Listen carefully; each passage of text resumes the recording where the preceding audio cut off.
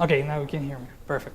Let me first introduce myself. My name is Dennis. I work as a principal software engineer at Oracle.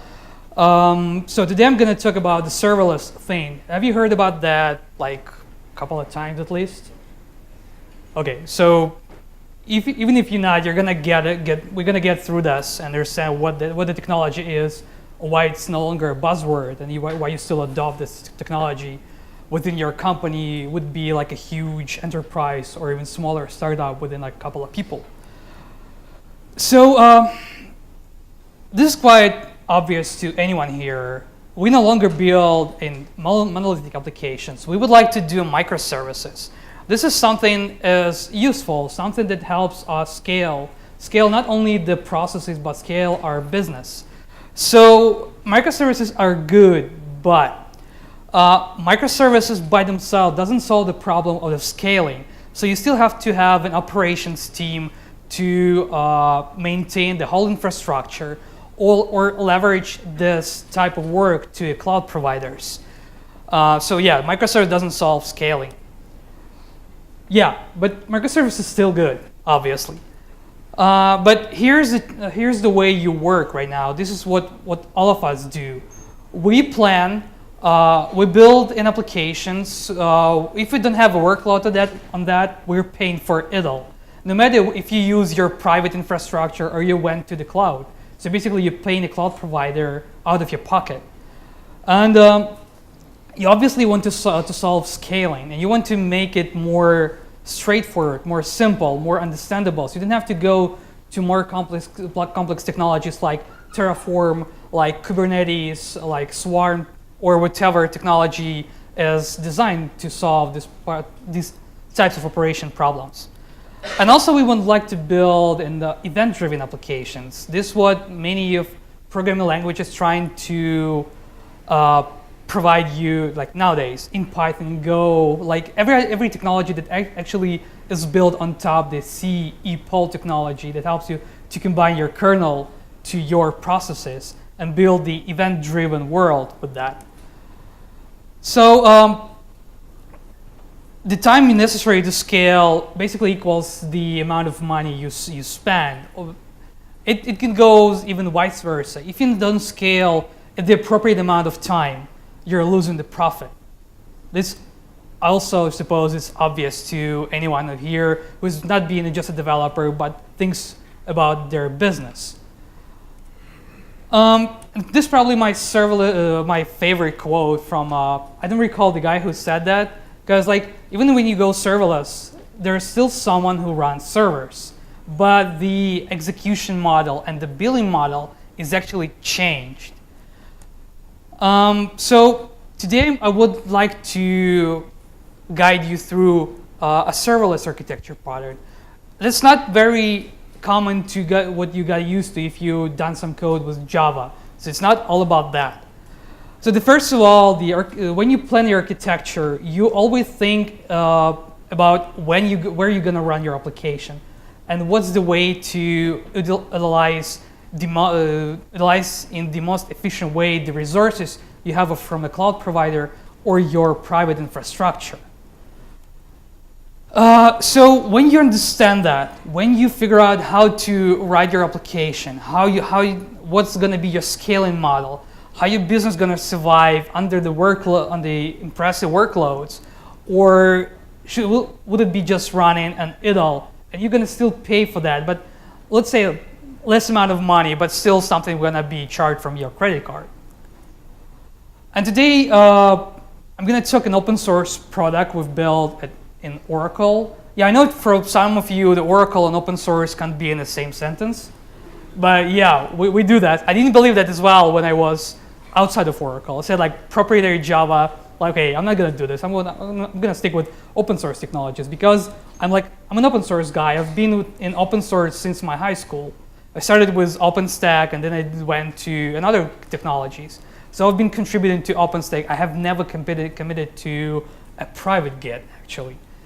So yeah, I always want to stick with the open source technology. So obviously with the Go conference, so our platform called Event Project is built with Go. It's container native because it runs on top of Docker.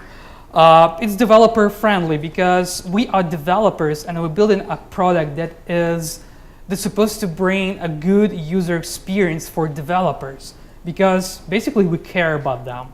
Because we want to build a shitty product that's not going to be useful and just die somewhere in a Apache Foundation or cloud native cloud formation. And comparing to the other serverless offerings, we do not limit you to pick a technology, basically a programming language you would like to use to solve a problem. And probably my favorite quote is that don't consider a programming language as a language. Consider that as a tool that helps you to solve a problem in the most efficient way.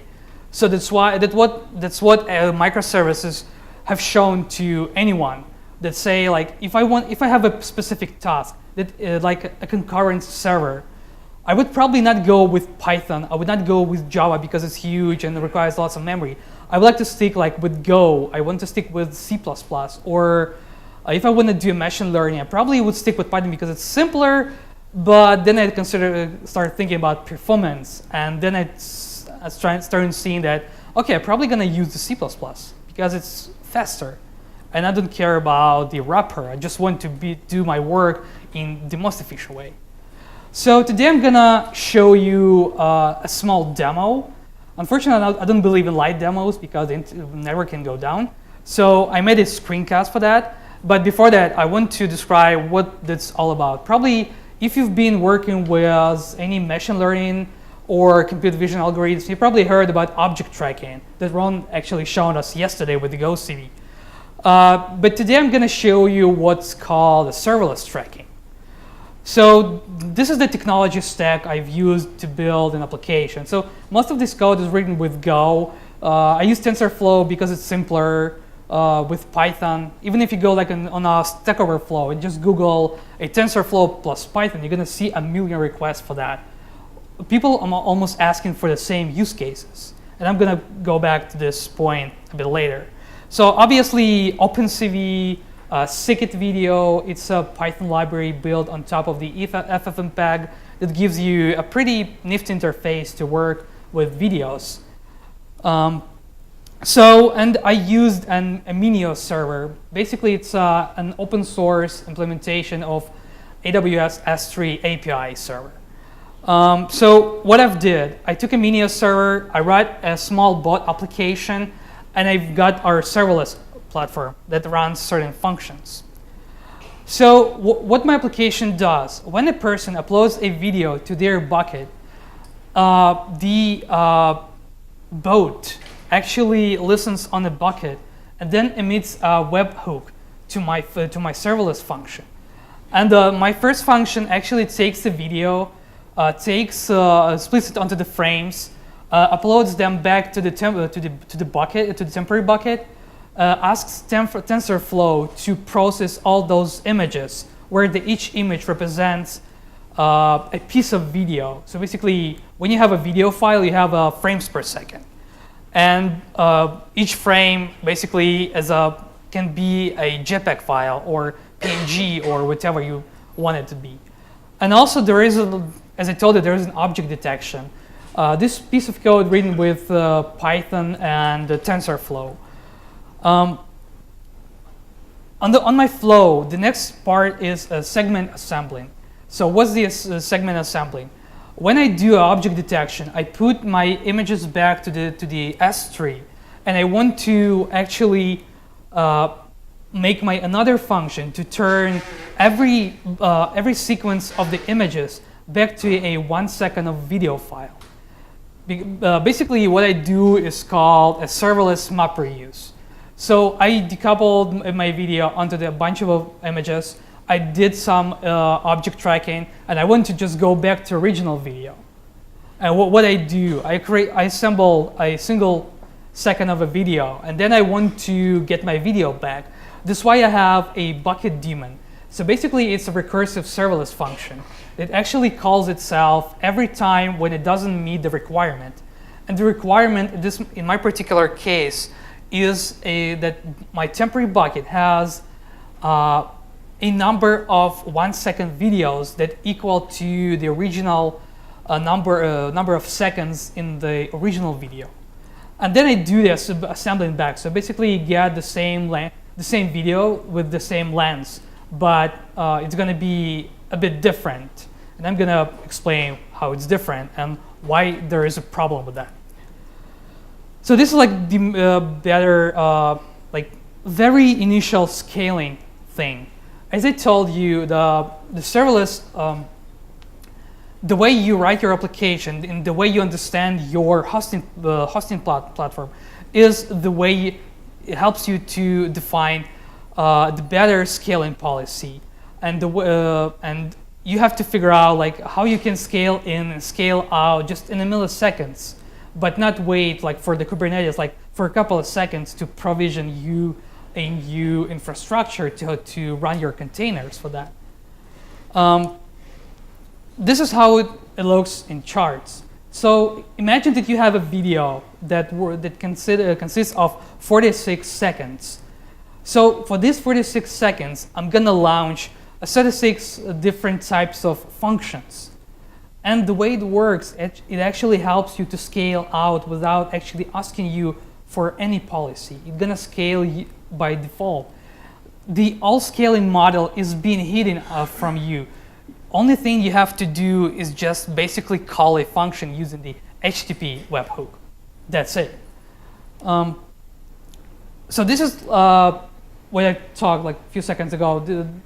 This is what people consider a TensorFlow. So basically you have multiple hidden layers from you where you do some processing and then you come with a result. And this is what the serverless actually does. You have an input, you ask a serverless platform to scale your executions within the number of requests you submit to those functions.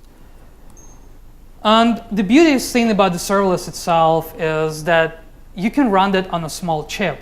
So this one is Onion Omega 2 $5 Linux chip with a 64 megabytes RAM on a device.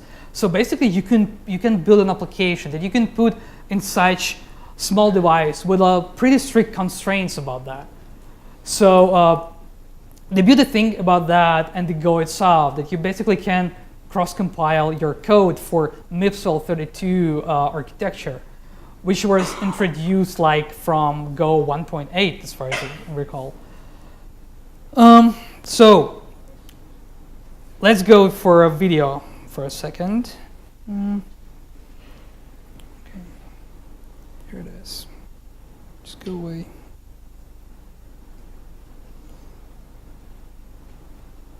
Just a second.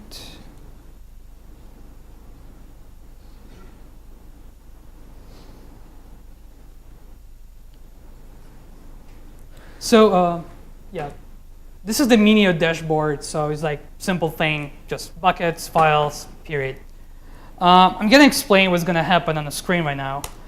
So what I'm gonna do right now, I want to upload a file to the bucket, as I told you.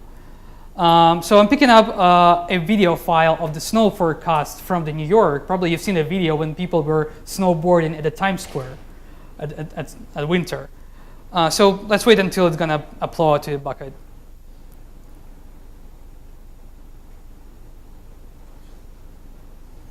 Okay, so actually nothing happens visually, but if you're gonna refresh your application, you're gonna see that there's a temporary bucket appeared that has already started splitting up your video onto the smaller files.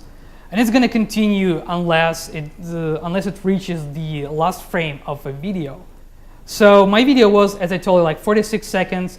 So it's supposed to be like 46 seconds multiplied to 25 frames. So it's like 1.2 frames, 1,000 frames. So this is the FN dashboard. So it shows you what kind of workloads actually happen right now onto your serverless platform. So as you can see, there's a charts appearing with the different colors. So every color represents your own function. And the scale shows you how many functions running at this moment. So basically, you can see that, or probably not, there is at least like 140 functions actually started right now from one single request. So, and I didn't apply any scaling policy. I didn't do anything manually. So the way we did our platform, we decided to stick with the Docker and our own scaling. So basically, when you, just one second, yeah, when you start your application and you send more requests to that, our platform will see if your requests are being queued, and if the second request is being delayed at least for like 10 milliseconds, our platform is going to start more containers with the same copy of your function, and then we'll redirect all those requests that are being delayed to those containers. And this is what we call a hot mode. So you get a multiple instances of your function that's gonna process your code faster. And once your functions are done, have done their job, it's gonna scale down. So basically, you wouldn't pay for anything like idle. So you didn't pay for any web server running. You didn't pay for any piece of a microservice that actually hangs somewhere on your system. So you scale out depending on how much work you need to do, and you scale down by the number of functions that are being upscaled internally to solve your problem. So yeah, let's go back to the temporary bucket. So if I'm gonna update the page, so you can see the new file actually appeared in a bucket. So what actually happens? All my flow of all my sequence of the functions actually completed their jobs, and the last function actually cleaned up all the stuff that had been provisioned from within previous functions, and the last function actually assembled their code and put it back to the bucket. I'm probably gonna see how it looks. Okay, just wait.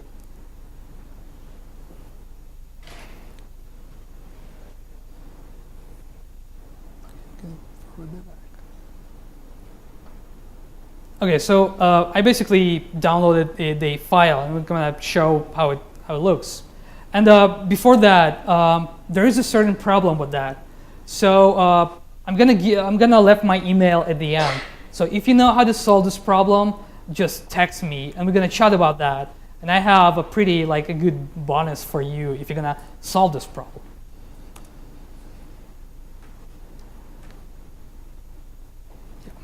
So as you can see, the temporary bucket is gone as well. So I'm not doing anything by my hand. Everything is being done by the serverless platform. It's just where I run like a small application where each piece of the software is just a small function that does its job. Yep. So this is the original video of the snow blast at the Times Square. So as you can see, people trying to clean the Times Square. Yeah, this is the original video. So you can see it runs flawlessly. It's just nice and beautiful piece of the use. Okay, so it's good. Yeah, people making snow angels.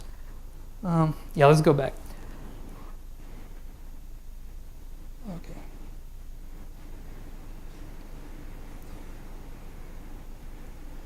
Okay, and here's a new type of video.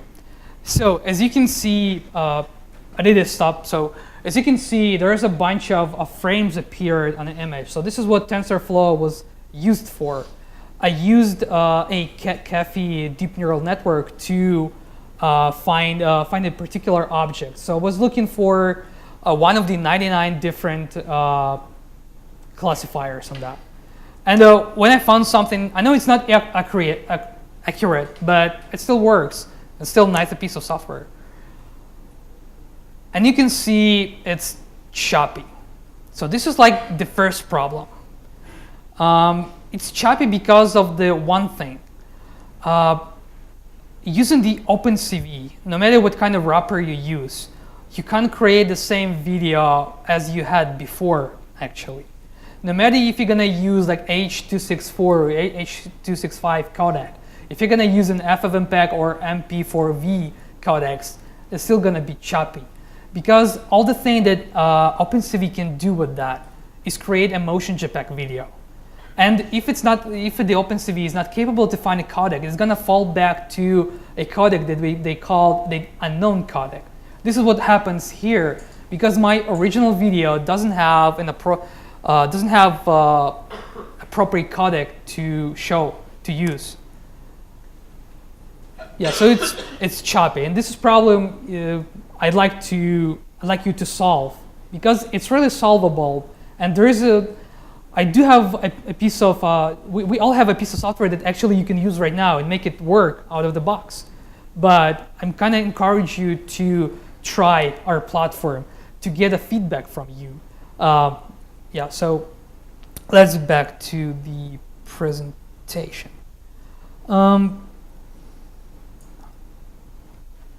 So the serverless model for you as developers, it's pretty obvious. Your code scales just in the milliseconds and scale down within the same amount of time. The only problem we have right now is the limitation of the Docker itself. Because as far as if you use the Docker a lot, you probably know that there's the cold start problem for Docker that takes at least 300 milliseconds to start your application, plus the amount of time your code needs to start, no matter if that's compiled code or interpreted. So with the serverless technology and our platform especially, you can prototype your business faster. And the beauty of that is that it's completely open source. You can actually grab that and just play with that. You don't have to commit yourself to Oracle and then expose your credit card to us. We're gonna definitely ask you for money if you're gonna do this. Serverless functions are basically stateless. So if you want to care about your state, you have to persist it somewhere. This is what I did with this particular demo. When I decided that I need to store my images somewhere, I don't want to send my images through the wire, because it creates a hell of a load on my network bandwidth. So I decided to put them back on the Minio and then create a bunch of pre-signed URLs that I can use to access those files without actually logging into my S3 store. This is one thing that appears to be very useful specifically for serverless, because you still have to configure your functions to talk to particular third-party service, and for some reason you still have to expose your secrets to your functions, because this is like the only way to make your function work with your services that actually require an authorization. And this is like what you have to do to start with the serverless in Go. So you need to download the FN tool. It's our CLI that helps you. That has a whole bunch of routines that you can use to start building your serverless applications. So it's basically like two comments. Initialize the runtime. So basically, you're gonna get a piece of the simple Go file that does have an import. Yeah, this is it. So you have regular context for the canceling or whatever tracing you want to perform, and we have an FDK libraries. So basically, an FDK is a set of handlers that helps you to focus on the development and to hide the protocol interactions between our serverless platform and the container. So that helps you to work, to make your work simple. So you didn't have to care about, okay, what kind of a protocol FN uses to talk to the function. So that's why you get the context and the simple I/O to get the data from the request and send something back. So and this thing is what makes you decide what kind of a technology you want to pick. Because as I told you, the programming language is a tool. If tool doesn't solve your problems in an efficient way, you can't use it.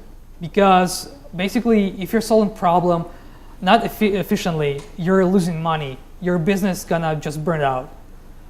And here's what I want to talk about GoCV and OpenCV. So basically, these two technologies, under the hood, they use the same code. They use OpenCV, C++ code. So when you decide, like, okay, I want to use Python, which does have simpler API, which has been around like for a decade, or I want to go for a new technology, which is pretty unknown to most of the people, which does have a bit different API comparing to Python API, but still sticks with the signatures of the original libraries. So when you figure out that, okay, I'm in the same room with the same technology, so should I pick a Python or Go? And here's what question appears about the performance. But because when you go for Python, you commit yourself for the upstart, for the interpreter, and also for the time to import all your modules. And for some reason, Python dependencies are huge and also can take time to load them. Just remember, if you use a TensorFlow, just remember how much time you need to load a deep neural network model. It's going to take like forever, a minute, or when you're on a limited device with the limited constraints. So if I want to go fast, I probably want to go with GoCV because it's compiled, it's smaller, and I don't care about interpreter, which is simpler. And but you have to be aware that for some reason the OpenCV itself doesn't solve the concurrency problem inside that.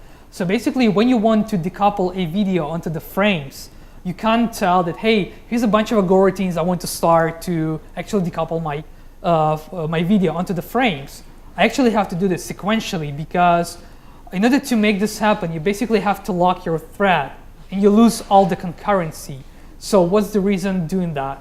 I want to go faster. So that's why you have to, when you see a concurrency problem, you have to solve your problem with a simple for loop. And then if you want to process those images, just say like, here's the bunch of coroutines that equal to number of images I want to process. And it's going to work. But for video processing, that's not going to work for you. This I actually faced with when I was developing this particular demo. So, and since we're talking about open source technologies, we talk about Go itself. If you are good at something, if you can solve problems of the machine learning, you can solve problems of image processing. This is like two major topics on the Stack Overflow, because you know that machine learning has been around for a while, but people still go in there when they are not people from math, they're not scientists, they're just developers who want to do some code, they don't care about math. So basically they're looking for a working example, but when they picked it from Stack Overflow, the second biggest issue for them is, hey, this doesn't work on my platform. What kind of problem, how to solve this? And people say like, okay, what kind of operating system you have? What's the compiler, interpreter, what kind of versions you have? So with serverless platform, you can create a reproducible infrastructure for that. Basically, since we use Docker to run your functions, you can create a Docker file that has a pretty simple protocol for input and output.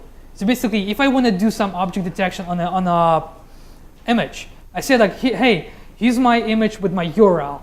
Give me back probably the content or put it under the temporary store, the new image that does have a detection happen on that. So yeah, share your knowledge. Don't hesitate to do this because if you're a scientist, help developers to do better code, because most of the developers are not scientists, we're engineers. So we know how to write code, but we don't actually do math on a regular time. So that, yeah, key takeaways for now is that technology adoption should not be a concern for you, because all of us are about to start their own companies, the startups. So we're not building an enterprise just from the very beginning.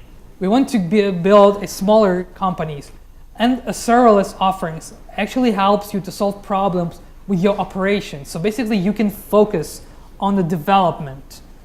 And the granularity is what helps you to scale. So what happened to monolithic application and serverless? The microservices. We figure out like hosting a bigger application and no longer the case, because if it fails, our business fails. So we want to split into smaller units, microservices. But the serverless thing is the next thing you have to adopt, because it helps you to solve a bunch of problems of the scaling and interoperability of your applications. Because you're not paying for it all, you stay in a lower budget, so because you can start your business with basically nothing. This is what kind of a problem can be to most of developers that actually consider like, okay, I'm gonna build a company. I need, let's say, like 10 grand, 100 grand dollars to actually start developing. But with serverless, you're actually shrinking your expenses to a reasonable money. If you're gonna Google, there's a scientific work about going serverless and how it saves your money on the example of the Google Cloud Functions, AWS Lambdas, and other offerings that are being offered as a service, but not as a open source products. So here I'm not talking about Oracle Functions right now. I'm talking about the open source offering that you can take and use without no royalty required. Just take it and use. And also the second thing, the serverless is all about delegating your workloads.